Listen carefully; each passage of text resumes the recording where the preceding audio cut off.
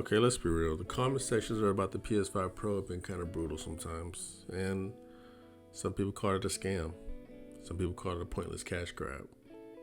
And judging by how many games kind of ran poorly and had shimmering things, sometimes it's kind of hard to argue back. But for me personally, a lot of games that I played didn't really suffer from these problems. So maybe I had a different point of view. Maybe I was a little bit more hopeful than others. But even if you were a skeptic, even if you judged it way too soon, PSSR 2 surely has flipped the script. Because if you were a skeptic back then, you have no leg to stand on right now. Because actually the PS5 Pro is in high demand right now. Like super high demand. They're kind of hard to stay in stock right now. A lot of people are buying them. Now I know that makes some people upset, but it is what it is. The PS5 Pro is the best console in the market right now. And a lot of the skeptics that were out there early on are all of a sudden whistling a different tune. They're rushing out to the store to get one, hoping to have one in stock because the results have, well, proven themselves. I mean, even Digital Foundry has been thoroughly impressed with how the PS5 Pro performs now with this new updated PSSR 2. And even some games like Jedi Survivor run incredibly different and incredibly well than how they did on the first iteration of PSSR. And these are just games that don't really have official PSSR 2 updates like optimized by developers. These are just system level toggles that are just forcing an optimization onto these games. But just think about how it's going to be when these games come out being shipped with PSSR 2 being massaged into the DNA of the game. Like, it's only going to get better because it is an AI upscaler, but it is machine learning, right? So just like the PlayStation Portal when it first came out, it was a nice device. It had its use case, but over time it got better and better. They started adding cloud streaming to it, but then you had to just play just the games on a PS service. Then they had the ability to play your own games. And they even just had a recent update to where they improved the quality of the 1080p streaming to make it, you can pretty much force more data to your device to make it run and look better.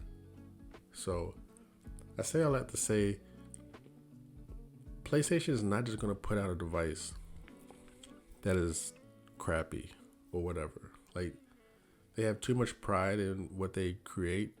They put too much thought into it. And eventually you're going to be rewarded for buying the product. But now, if you try to go out and get one now, you got to hope they have it in stock. It's like that old Mike Jones lyric, man. Back then they didn't want me, now I'm hot, they all on me. Y'all remember that? Some of y'all might be too young for that, but basically saying, don't come around here now. Don't come knocking on the door now. You know what I mean? For all the people who are naysayers who all of a sudden are now true believers, you're probably going to be, I don't want to say punished, but the early adopters were rewarded by what we got now and getting at the price that we got it. The people who are coming later to the party are going to be, I guess, like out for the sake of the video, I'll say punished. They'll be punished by having to pay more for the console because now all of a sudden they're convinced.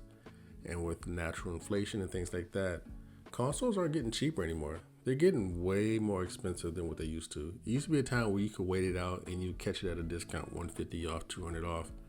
Those days are long gone. Now if you wait, if you have cold feet, you might end up paying $100 more, $150 more. We're seeing it now.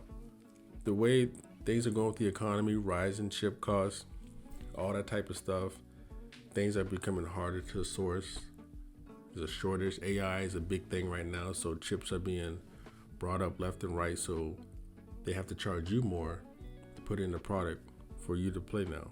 But that's the cost to play the game. I say all that to say this, it is a phenomenal time to be a PS5 Pro owner, whether you've had one since day one or you're just not getting your hands on one.